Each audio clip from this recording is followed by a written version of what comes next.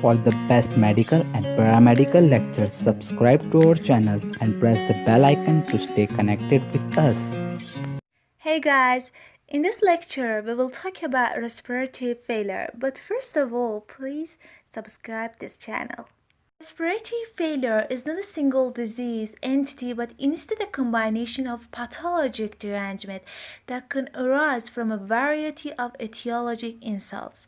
Respiratory failure may be acute, chronic, or acute superimposed on chronic disease processes.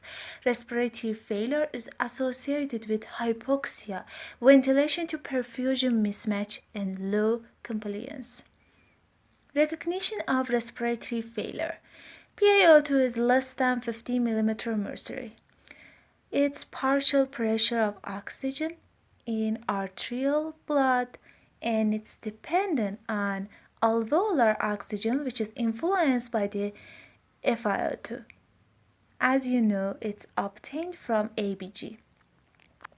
Despite supplemental oxygen and in the absence of R to L shunt, PaCO2 is greater than 50 mm mercury. Its partial pressure of CO2 in arterial blood. In the absence of respiratory compensation for metabolic alkalosis in acute respiratory failure, pH is low because CO2 increases and leads to acidification. Etiology of respiratory failure. 1. Primary pulmonary dysfunction. Obstructive pulmonary disease, restrictive pulmonary disease, pneumonia, ARDS, inhaled toxins, gastric fluid, smoke, phosgen, oxygen toxicity, fat embolies, pulmonary contusion, loss of chest wall stability. 2. Cardiovascular dysfunction, hemorrhagic shock, left ventricular failure, sepsis, fluid overload, microembolization, massive blood transfusion, DIC, post-cardiopulmonary bypass. 3. Central nervous system dysfunction, increased intracranial pressure, depression, drug overdose, central alveolar hypoventilation. 4. Neuromuscular dysfunction, myasthenia gravis, spinal cord transection, Guillain-Barré, tetanus, muscular dystrophy, and muscle relaxants. Miscellaneous: pancreatitis, uremia, morbid obesity. Different forms of respiratory failure. 1. Hypoxia, normocardia, and normal lungs, such as ARDS.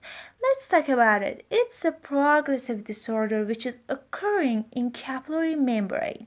The exchanging of oxygen for CO2 in the lungs is inadequate for oxygen consumption and CO2 production within the body cells. ARDS is characterized by hypoxemia that persists even when 100% oxygen is given. Dyspnea, non-cardiac associated bilateral pulmonary edema, decreased gas exchange, collapse of sac. So we have low oxygen in blood. So the result is organs will suffer. So patient will need respiratory assistance like VPIP to open up the collapse. 2. Hypoxia, hypercarbia, and normal lungs like hypoventilation. Depression of central nervous system, neuromuscular disorders, loss of chest integrity. 3. Hypoxia, hypercarbia, and abnormal lungs, such as COPD. It's characterized by airflow limitation that is not fully reversible. It's associated with an abnormal inflammatory response of the lungs to noxious particles or gases. The inflammatory response occurs throughout the airways, parenchyma, and pulmonary vasculature. cause the thickening of the vessel wall and body try to repair it. The injury and repair processes causes scar tissue in the airway lumen. Remember this. Bronchitis, emphysema, bronchiectasis, asthma are category of COPD. Passive smoking, occupational exposure, and environmental factors are the risk factors. Management of respiratory failure. 1. Oxygen therapy. 2. Maintenance of intravascular fluid volume. 3. Physiotherapy and removal of secretions from airways. 4. Control of infection. These equations is telling that total pressure in atmosphere is addition of partial pressure of N2 and O2. And normal FiO2 is 21%. You need to remember these values of partial O2 at different parts, like inside alveoli, atmosphere, inside capillaries, and impure and pure blood. 2 ways for oxygen transport: physical dissolved in conjugation with hemoglobin.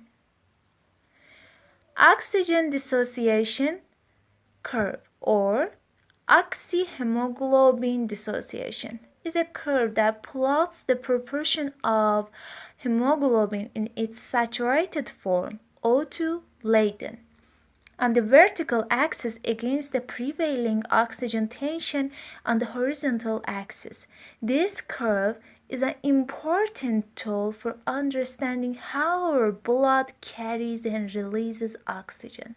Specifically, the oxyhemoglobin dissociation curve relates oxygen saturation and partial pressure of O2 in the blood and is determined by what is called hemoglobin affinity for oxygen. That is how readily hemoglobin acquires and releases oxygen molecules into the fluid that surrounds it. This is the partial pressure of carbon dioxide in different parts. Oxygen therapy, administration of supplemental oxygen, intubation of trachea, and mechanical ventilation. Let's check this question. Who needs oxygen therapy? Any condition causes low blood oxygen, such as COPD, pneumonia, COVID-19, severe asthma attack, late-stage heart failure, cystic fibrosis, and sleep apnea. Nasal catheter. Each 1 liter per minute oxygen causes 4% rise in FiO2. Maximum FiO2 is 45% with 6 liter per minute oxygen. 4 liter will dry the nose and 2 liter is more comfortable, used in non-acute situations or if only mildly hypoxic. Simple face mask. It's similar to nasal catheter. Each 1 liter per minute oxygen causes 4% rise in FiO2. Face mask with reservoir bag. It delivers 85 to 90% O2. 15 liter fluoride bag on mass with valves stopping almost all rebreathing of expired air. Don't keep patients on 15 liter for longer than necessary, as over-oxygenating for prolonged periods can be harmful.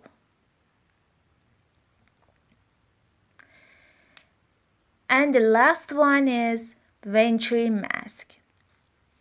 Delivers 24 to 16% O2.